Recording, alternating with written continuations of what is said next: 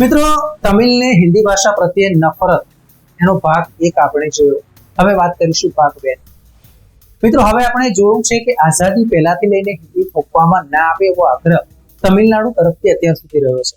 ભાષાને લઈને સરકારો ઉથલી પડી હતી. જવાહરલાલ નહેરુ, ઇન્દિરા ગાંધી, રાજીવ ગાંધીએ પણ આ મુદ્દે બાંધછોડ કરવી પડી હતી. ત્યારે આજના એટલે કે આ બીજા અંકમાં આપણે હવે પછીની વાતને આગળ ધપાવીશું. નમસ્કાર, રિયલ વોઇસ ઓફ ઇન્ડિયામાં આપનું હાર્દિક સ્વાગત. હું છું નિહાલ મોદી.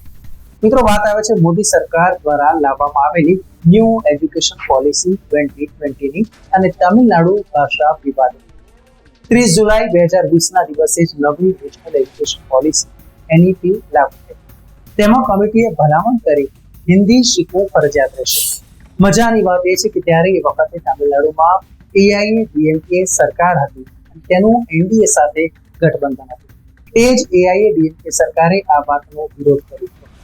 AIADMKના લીડર પલાનીસ્વામીએ મોદી સરકારને સ્પષ્ટ કહી દીધું કે તમિલનાડુમાં 2 જ ભાષા બોલાશે અને ભણાવાશે.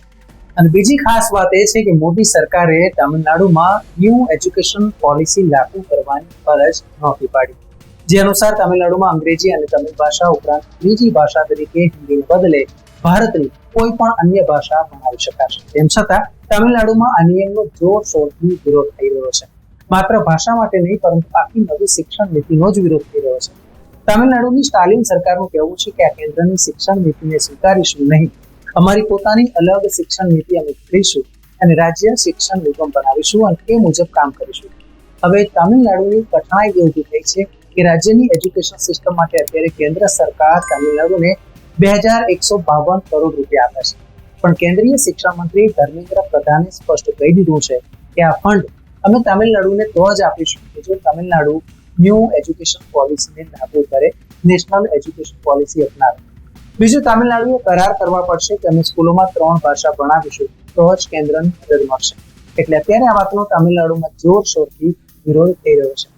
જો કે કેન્દ્ર સરકાર એવું કહે છે કે તમે પૂજાપાઠ તમિલમાં કરો એનો વાંધો નથી, પણ ભણાવવામાં હિન્દીનો ઉપયોગ થવો જોઈએ. તમિલનાડુ સરકાર માને છે કે કેન્દ્ર સરકાર અત્યારે હિન્દીને સ્ટેપિંગ સ્ટોન તરીકે ઘુસાડવા માંગે છે અને પછી પાછલા દરવાજેથી સંસ્કૃતની ફરજ પાડશે. ત્યારે હવે આ મુદ્દે કેન્દ્ર સરકાર અને તમિલનાડુ સરકાર કોઈ મધ્યમ માર્ગ કાઢશે કે પછી આ વિવાદ યથાવત રહેશે તે જોવું રહ્યું. મિત્રો, ન્યૂઝ, વ્યૂઝ અને એનાલિસિસ માટે આપ જોતા રહેવું હોય રિયલ વોઇસ ઓફ ઇન્ડિયા.